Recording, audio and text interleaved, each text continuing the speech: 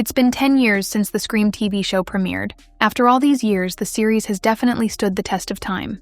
I'm only talking about the first 2 seasons, by the way. This show far exceeded people's expectations. We all thought that something like Scream could only work for a movie. We were all wondering, how could you drag Scream into multiple episodes? The TV show is separate from the Scream movies. It has the same premise, but it's a completely different plot. The killer also wears a different mask. There's a new town and a new set of teenagers with their own final girl. The cast was very strong, especially for a cast of fresh new actors. No offense to anyone from the main group, but they had no star.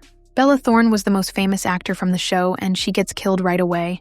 But there was no need for an A-lister because Willa Fitzgerald plays an amazing lead girl. Everyone else also gives great performances, and there's even character developments done right.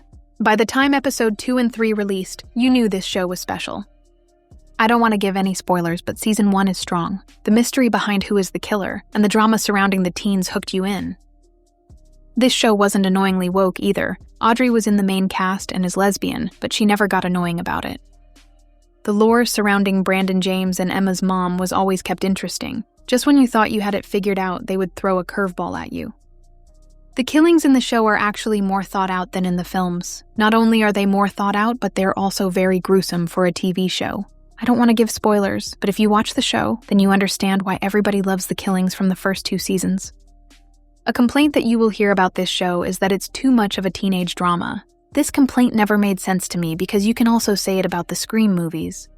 Another thing people don't like is that the original ghost face mask wasn't used. I understand being upset about this, but the ghost face mask used in the show is better. The Brandon James mask is more creepy and sleek. It has a modern look to it, which makes sense because the show is meant to be a modern Scream version. One of my favorite things from the Scream TV show is that it's never predictable. The killers in the first 2 seasons catch you by surprise. I love the Scream movies, but for most of them, you can easily predict who the killer is.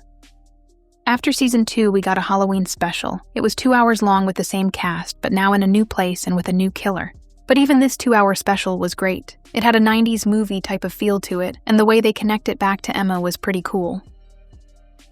Everyone who's a fan of the show knows that we don't count season 3. Season 3 was something completely different, and it sucked so bad. The plot was dumb, and the cast was full of unnecessary celebrities. Season 3 almost ruined the legacy of the entire show, but we all decided to just ignore season 3.